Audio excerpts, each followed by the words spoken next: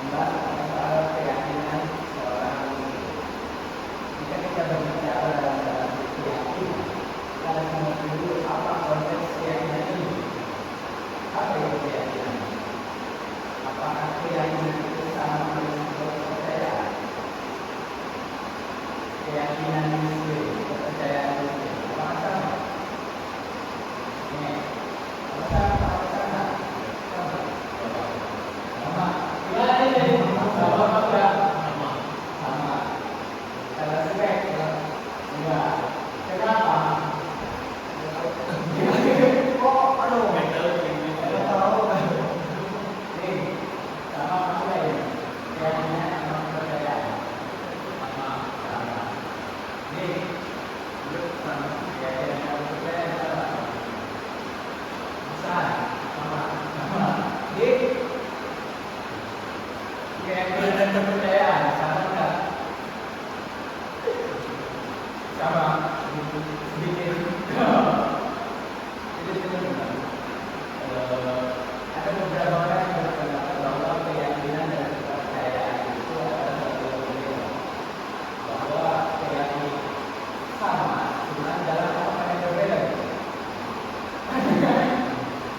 Jadi keyakinan itu tahapannya di tahap kalian hanya meyakini sesuatu tanpa pernah bertemu dengan sesuatu itu. Analoginya kayak gini, bom ya, makan lotek, lotek, kejar, ya jangan kayak gitu. Ada bom ya, makan kejar. Nah, terus diceritain nih, jadi supaya bahwa kejar itu rasanya enak gitu kan. Nah, terus supaya kayaknya sendiri. Makan ya, makan kita dulu gitu. Tapi si subjek sendiri belum pernah rasanya tersebut. Nah, kalau itu disebut sebuah keyakinan karena si subjek hanya meyakini rasa itu dari kata sebelumnya. Kalau kepercayaan itu kayak tadi cuma si subjek sempat rasa itu juga terus kalau yang sendiri. Nah, itu disebut sebuah kepercayaan. Jadi emang sulit dulu menjelaskannya. Cuma mungkin sedikit untuk akan berbunyi bahwa jika kita percaya kepada keimanan, iman itu berasal dari kata amanah, amin, jadi kita dapat percaya. Terus kenapa kita memakai diksi keyakinan, bukan kepercayaan? Karena manusia seperti kita ini sulit untuk sulit untuk mempercayai, bukan mempercayai gimana ya? Karena kita itu menunjukkan Tuhan. Jadi kita itu hanya sebatas meyakini, bukan kita tidak percaya, tapi karena kita belum bisa. Jadi kita masih dalam tahap keyakinan itu. Mungkin nanti teman-teman dia percaya ketika teman-teman mendapatkan sebuah peristiwa di mana teman-teman berusaha jika kita berbicara dengan keimanan atau kepercayaan dan keyakinan, bagaimana dengan orang ateis? Yang dimana ateis itu kan dalam secara bahasa itu berarti tidak. Sedangkan ateis itu Tuhan, berarti ateis itu tidak ada Tuhan. Bagaimana kita akan melakukan dengan seorang ateis? Coba, bagaimana kalau bertemu dengan orang ateis, terus bertanya, lalu ngobrol dengan Tuhan apa yang akan menyampaikan?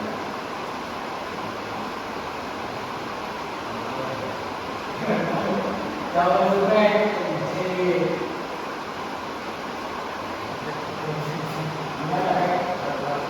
gimana? Kita kira-kira enggak, ngobrol lagi.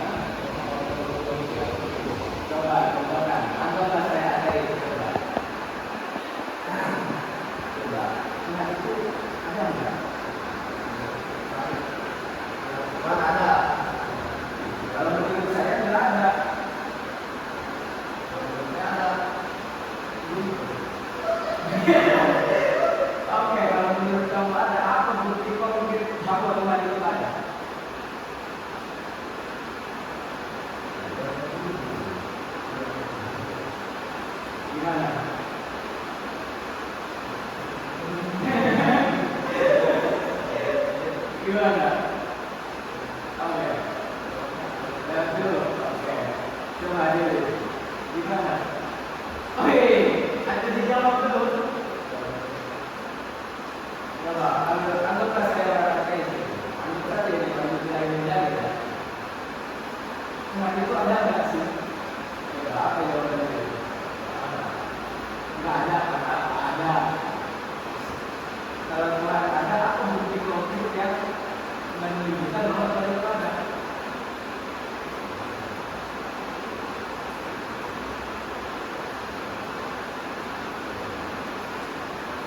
Gimana? Oke, jika coba gimana kalau kita tidaknya Tuhan itu ada nggak sih? Jelas ada. Sulit ya. Kalau anak saya seperti itu kan. Oke, sudah menarik ya dari kita. Coba Ihsan, gimana? Gimana kalau suatu saat nanti Ihsan selaku alumni pondok pesantren yang saat ini ditanya oleh orang lain, Tuhan itu ada nggak sih? Terus aku bukti konkret Tuhan itu ada. Apa yang akan bisa jelaskan kepada orang lain itu? Mau bagaimana aku ada berbicara dengan orang itu, orang berbicara saya, ya, berbicara dengan orang yang oke. Coba Ibrahim, coba. Jika suatu saat nanti Ibrahim bertemu dengan orang ateis, apa yang akan Ibrahim katakan? Ada. Oke, ada. Bagaimana bukti konkretnya Tuhan itu ada?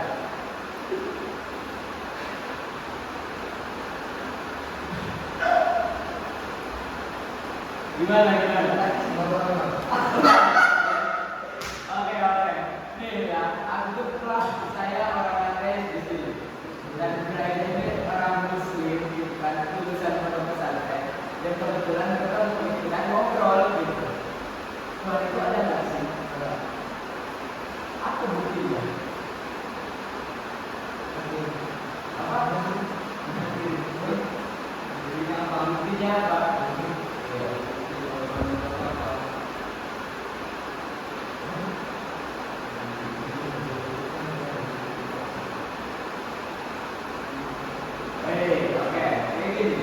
Ada sebuah riwayat yang menurut saya cukup menarik, namun riwayat ini tidak termasuk riwayat Sahihain. Bukan riwayat tadi yang riwayat Bukhari dan Muslim. Riwayat ini mengatakan bahwa berpikirlah kamu di dalam ciptaannya, jangan berpikir kamu di dalam zatnya. Ngerti tidak dari ini? Jadi kita itu manusia itu kalau berpikirnya hanya dalam tahapan ciptaannya saja. Kita itu nggak bisa membayangkan seperti apa. Bagaimanapun ya jika ditanya tentang sesuatu itu, sesuatu tentang Tuhan, maka kita hanya bisa menjelaskan soal tentangnya. Lihat aja gunung kita masa gunung kita terjadi. Lihat aja bintang masa bintang terjadi. Jadi mungkin di sini ada cerita yang cukup menarik. Ada seorang sahabat, kalau tidak salah sahabat atau siapa lupa saya ceritanya. Lupa ceritanya, lupa tokohnya. Ya, saya lupa tokohnya. Cuma itu di situ itu ada dalam sebuah masa perdebatan di mana soal kehidupan. Ada seorang tokoh ateis yang sangat pintar. Dia itu mencari lawan bicara untuk mempertanyakan Tuhan. Nah, di dalam cerita tersebut itu sudah banyak itu ulama-ulama yang berdebat dengan dia dan kalah. Namun ada satu ulama di sini yang cukup tersohor di masa tersebut. Dan ulama itu dan seorang ateis itu menantang ulama itu. Nah, setelah menantang ulama itu dibuatlah perjanjian di mana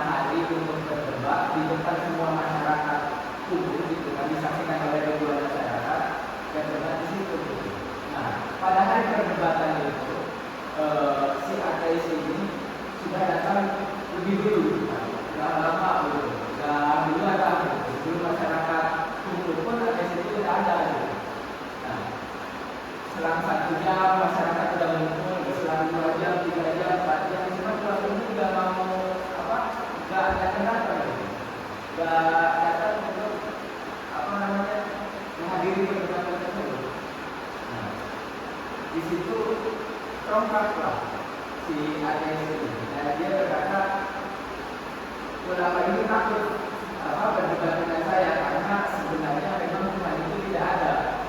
Nah, terus si ATS ini merasa marah ya, karena ulama ini tidak ada, tidak ada pengajian. Lalu ATS ini mau pergi lagi, mau pergi dan tiba-tiba si ulama itu datang bertemu dengan si ATS itu. Lalu ditanyalah sama si ATS itu. Kita panggilnya ulamanya. Wahai ulama, dari mana saja kamu? Terus kata ulama tersebut,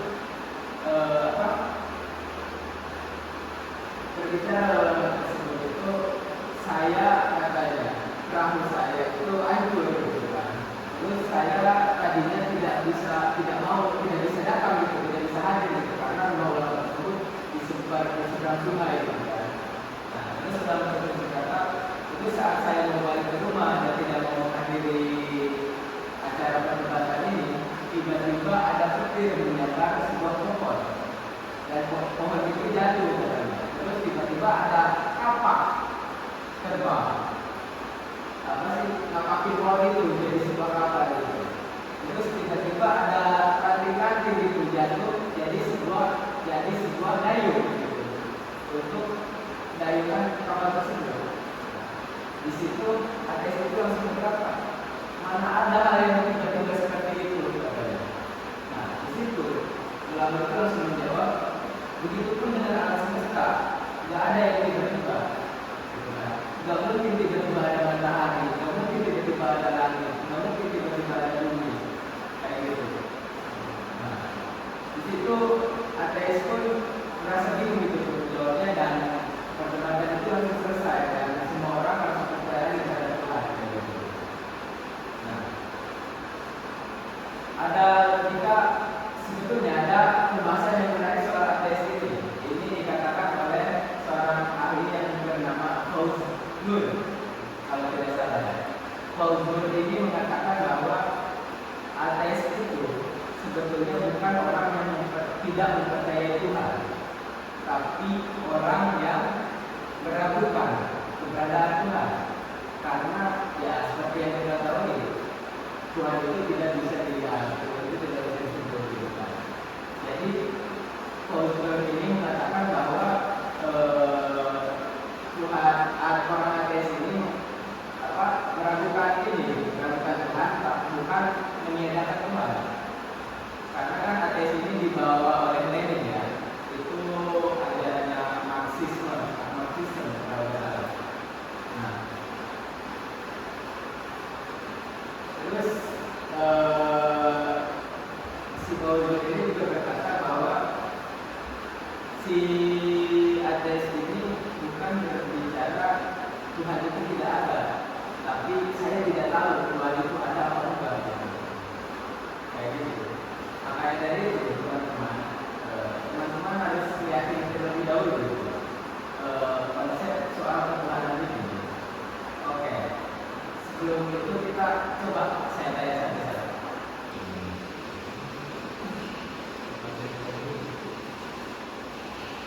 Kenapa harus Islam?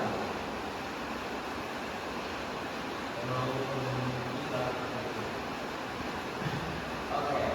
Kalau orang tua bongek bukan orang Islam, apakah bongek bukan beragama Islam?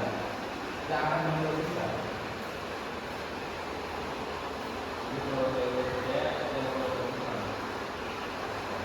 Baik. Dari 300 sekian agama ya dari dunia ini, kenapa sampai tidak bakal beragama Islam? Jadi Pak, berarti kan kalau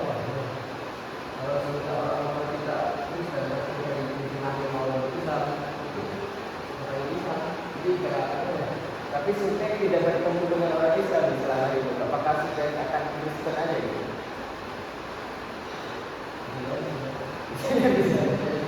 Bisa jadi ya. Aduh. Coba Ling.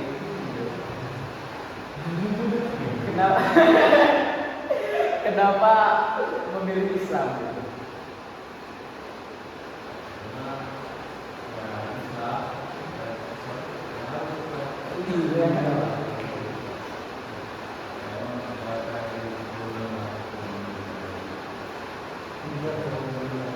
Apa?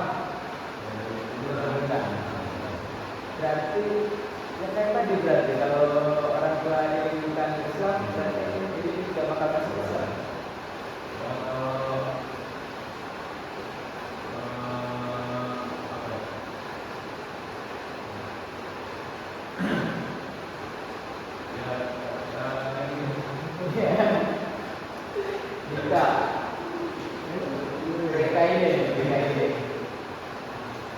Kenapa Islam?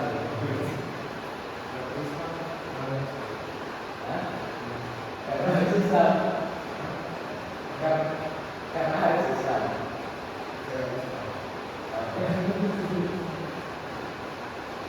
Isan, kenapa harus Islam?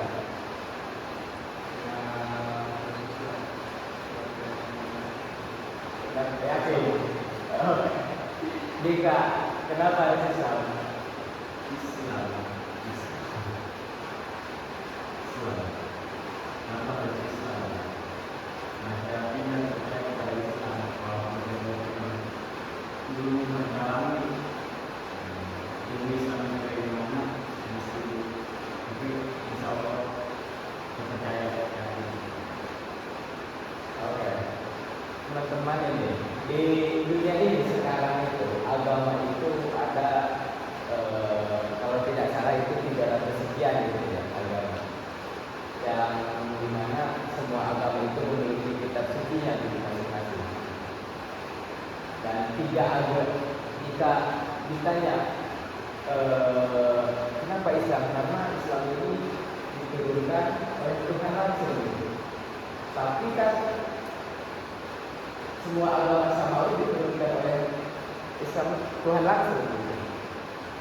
Apa itu agama samawi? Teman-teman tahu nggak?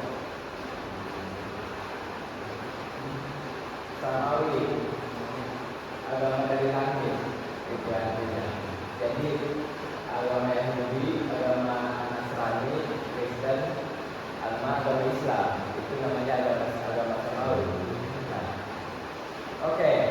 Kalau kita berbicara soal kayak Islam itu karena diturunkan oleh Tuhan langsung, tapi tiga agama ini juga beranggapan bahwa agama mereka itu masing-masing diturunkan oleh Tuhan langsung. Gimana? Apa yang akan kalian jawab? So, apa yang akan kalian jawab? Masing-masing aja. Simpel.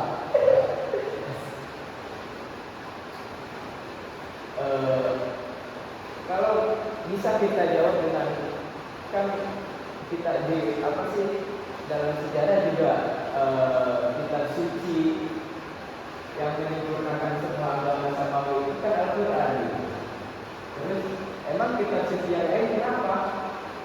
Kitab suci umat Kristen kenapa? Kitab suci yang diturunkan kepada Nabi Isa ya? Kenapa itu? Terus kitab suci yang di apa ya namanya? Taurat yang diturunkan kepada Nabi Musa. Kenapa ya? Kenapa ya? Coba. Kan ada dalam sejarahnya. Teman-teman juga sebetulnya sudah belajar. Karena ajaran-ajaran di kitab suci terdahulu itu sudah ada namanya mungkin bisa disebut penyelewengan ataupun diedit lah gitu, ada penghapusan lah, ada apa. Kan jika emang kitab suci jika disebut sebuah kitab suci itu isinya akan tetap sama gitu, tidak ada perubahan gitu, tidak ada perjanjian lama, perjanjian baru. Masa sebuah kitab suci gitu yang diturunkan oleh Tuhan diubah-ubah kayak gitu. Masa sebuah kitab suci gitu bisa digantikan oleh kata-kata seorang makhluk? Masa seperti itu? Kayak gitu.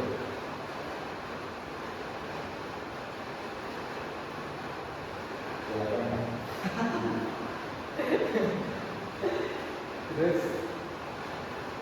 kalau kitab suci itu oke, karena kitab suci yang lain itu ada penyelewengan lah, ada penyelidikan atau apa-apa pun. Terus kenapa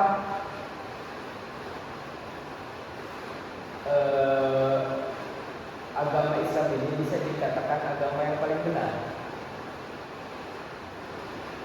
Kenapa?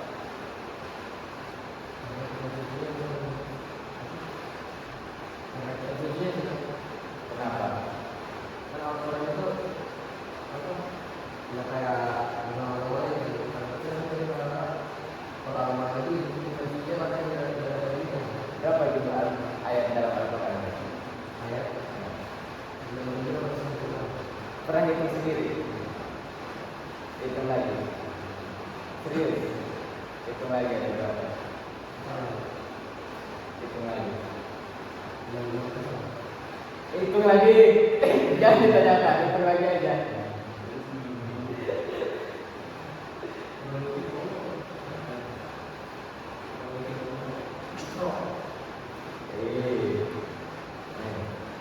Terus sesudah itu gitu kan.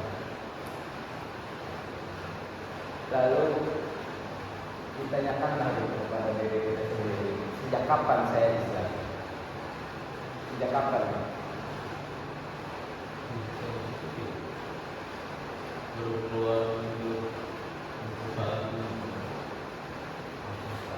Sejak kapan back Islam?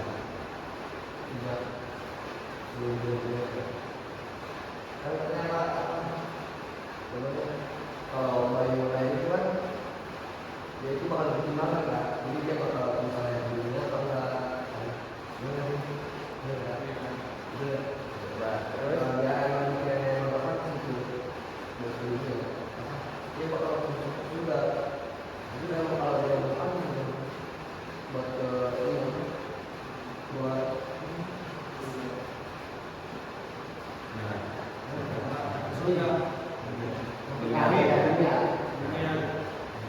kalau dia kalau sebaik itu emang yang tadi kan buat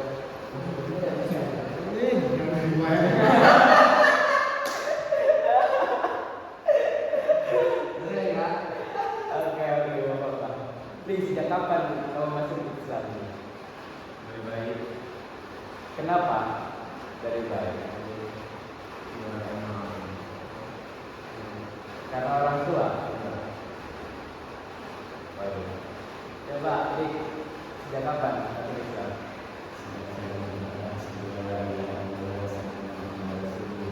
Wah, subhanallah. Ini jawaban yang kita tunggu, teman-teman.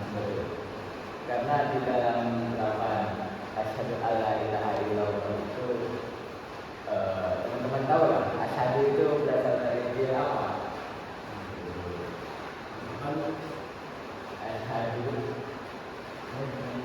Asyhadu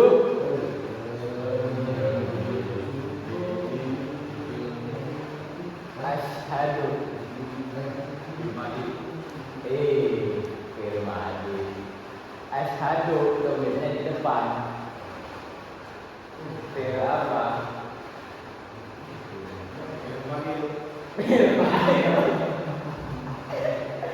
Asyhadu itu fi'il mudhari'. Asyhadu aku bersaksi, ataupun bisa dikatakan aku sedang bersaksi.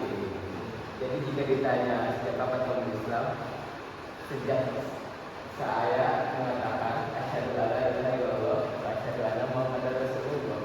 Karena Islam itu kalau menurut saya gitu ya, Islam itu adalah sebuah pilihan gitu, bukan sebuah paksaan gitu, bukan berasal dari oh saya Islam karena orang tua saya Islam, saya Islam karena kakek buyut saya Islam, dan seperti itu. Tapi Islam, saya Islam karena saya tahu bahwa agama Islam ini adalah agama yang paling benar gitu. Saya yakin gitu bahwa agama ini agama yang memang diharuskan gitu kan, diwajibkan gitu.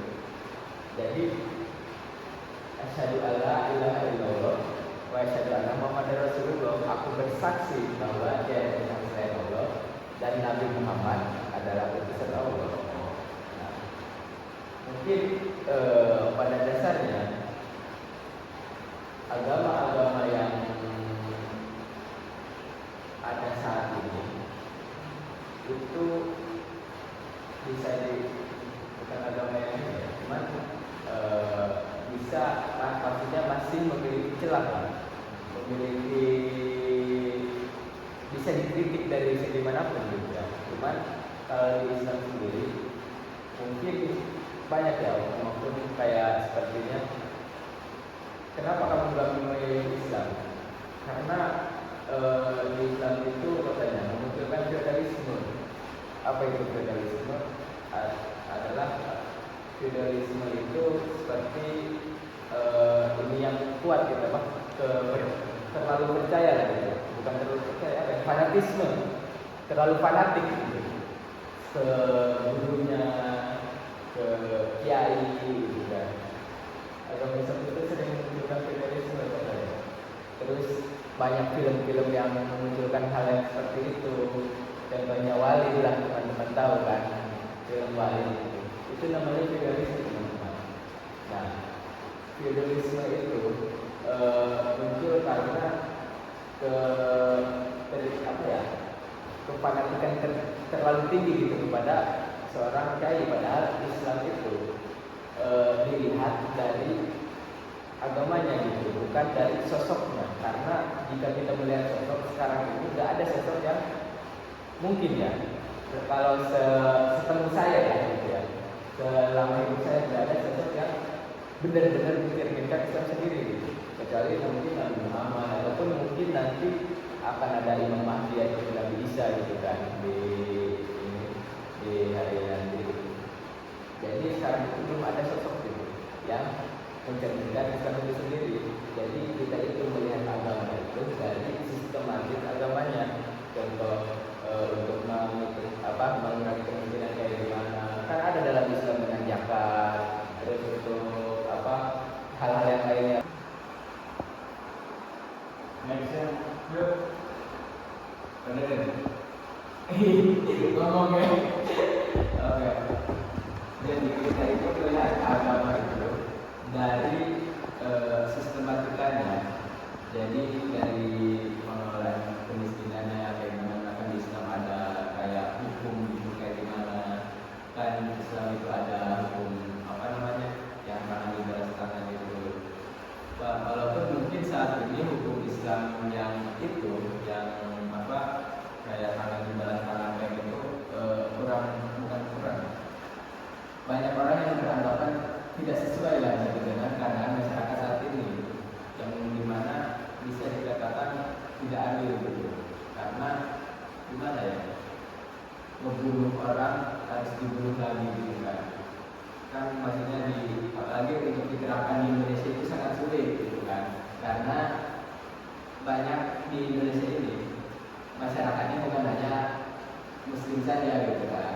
Ada yang Kristen, ada yang Katolik, ada yang Hindu, ada yang lainnya gimana. Terus juga saya sedikit bercerita aja.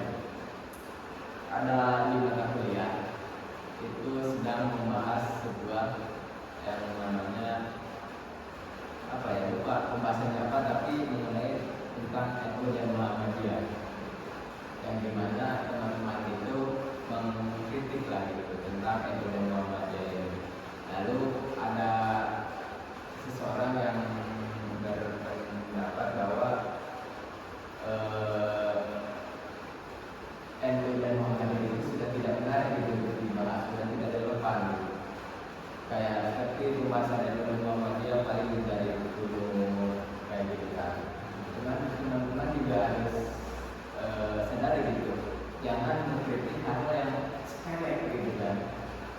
bisa tarik ini ya.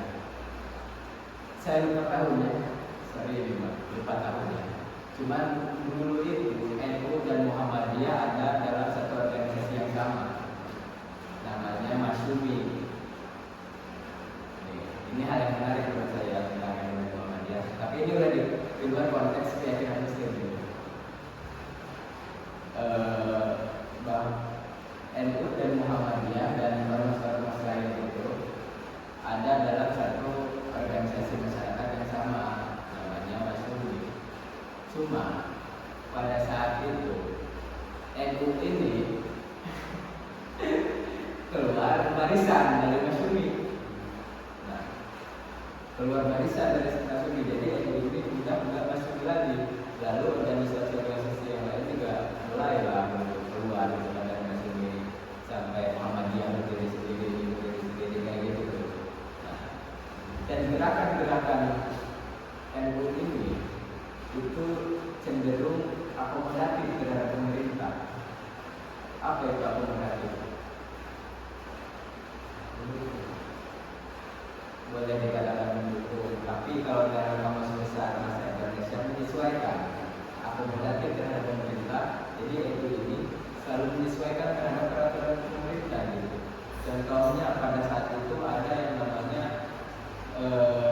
asas tunggal, yang dimana pemerintah saat itu menerapkan asas tunggal. Jadi kan organisasi-organisasi masyarakat itu yang ada gitu dari dulu sampai organisasi mahasiswa sekalipun harus menggunakan asas tunggal, yaitu asas Pancasila. Jadi yang pakai asas Islam, pakai asas apa, itu harus diganti pakai asas Pancasila. Nah, NU ini langsung mengiyakan asasnya diganti gitu, yang dimana NU itu dan organisasi Islam langsung mengiyakan gitu bahwa oke, kita ganti asas Islam ini menjadi asas Pancasila. Nah, itu akomodatifnya gitu ya, contoh akomodatifnya. Terus, tapi jika kita lihat saat ini gitu kan, yang dimana fakta dan datanya tertulis itu, organisasi agama terkaya di dunia, Muhammadiyah itu masuk 4 besar. Muhammadiyah ini organisasi terkaya keempat di dunia, agama ya, organisasi agama keempat terkaya di dunia. Berarti apa yang salah?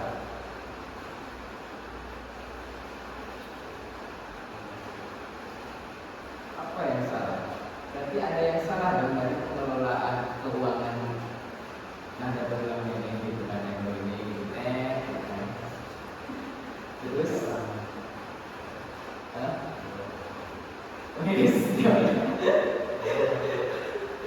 jadi itu tuh yang dipertanyakan itu seperti itu. Jangan hanya Muhammadiyah berkudu gitu, ya berkudu dengan hal seperti itu lah. Itu hal yang sangat sepele kalau untuk dipermasalahkan. Gitu. Ini juga bukan maksudnya untuk dipermasalahkan ya, yang hal seperti ini itu. Cuma lebih ke bagaimana kita menanyakan sesuatu gitu kan. Bagaimana pengelolaan manajemen dari organisasi ini, bagaimana pengelolaan dari organisasi itu gitu kan. Yang dimana kan sekarang saja NU itu memegang pengelolaan haji dan umroh gitu. Terus NU juga akan tambah masa gitu, yang dimana Muhammadiyah juga sebetulnya akomodatif tapi tidak terlalunya kenapa? Karena saat penetapan itu Muhammadiyah tidak pernah langsung setuju, tidak mengiyakan gitu, nunggu jadi sebuah keputusan dulu baru mengiyakan. Cuman kalau itu baru ngomong aja langsung iya gitu. Ya nggak tahu ya saya kenapa gitu. Cuman itu sebetulnya sedikit terlalu jauh. Kita kembali ke keyakinan Muslim. Belah lebih betul ya teman-teman.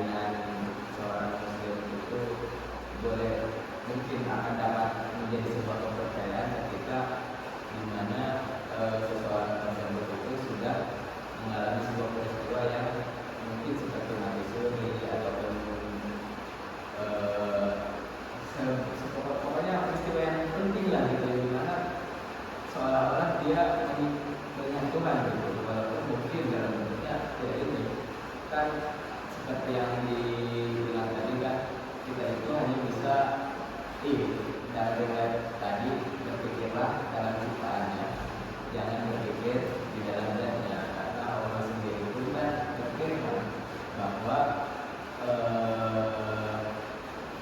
tidak ada sesuatu yang setara dengan dia, tidak ada yang menyerupai dia. Jadi bagaimana kita bisa memikirkan hal tersebut, bahwa bagaimana kita bisa memikirkan hal tersebut, karena Allah saja begitu gitu kan, tidak bisa ini gitu. Berfirman bahwa tidak ada yang serupa dengan dia, jadi sulit gitu. Jadi kita hanya bisa berbicara di dalam ranah ciptaannya saja. Saya lupa saya ngomong. Lupa. Terus apa lagi? Muslim. Apa itu Muslim?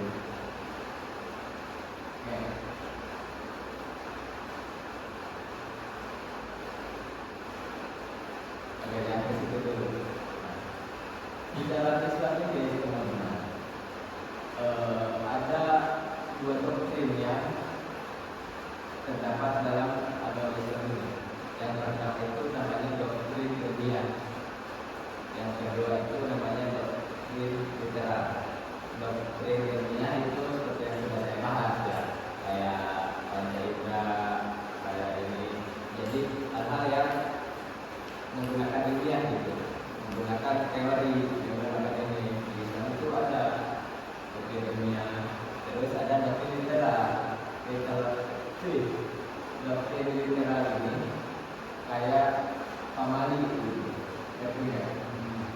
Pamali jangan ini, itu namanya doktrin literal.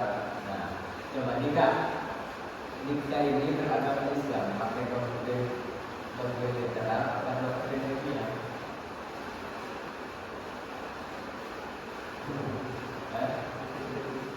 Apa? Dikit? Oke. Jika ini pakai doktrin literal apa doktrin ilmiah? Literal. Oke. Tidak. Literal.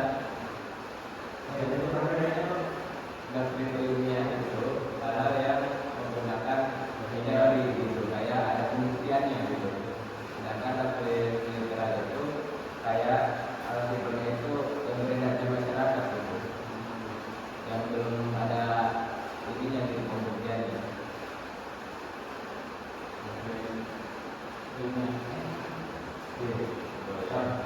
Bebas atau bebas itu doktrin ilmiah, ilmiah literal, ilmiah gitu.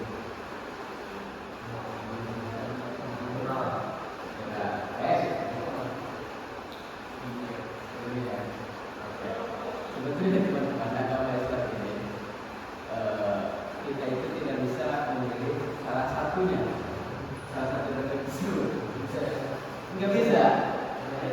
Jadi teman-teman harus memiliki kedua-duanya gitu.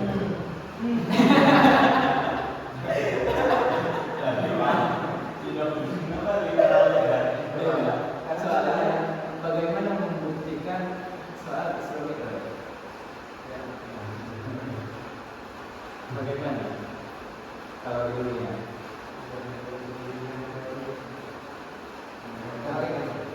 kalau doktrin literal saja itu akan cenderung menunjukkan hal-hal yang kurang logika gitu. Jadi kayak sepertinya ada pepatah jangan duduk di depan pintu, gitu kayak kamari. Kayak gitu. Jadi harus mempunyai kedua-duanya. Dan mungkin sebetulnya ini saya capek. Oke, mungkin sebetulnya masih banyak gitu pembahasan yang harus dibahas. Jadi ini menahannya aja gitu ya. Mungkin kita akan diskusikan kembali karena tidak ada pokok-pokok gitu. Ini jadi problem ya. Saya juga agak sedikit lupa gitu ini tentang teori-teorinya, padahal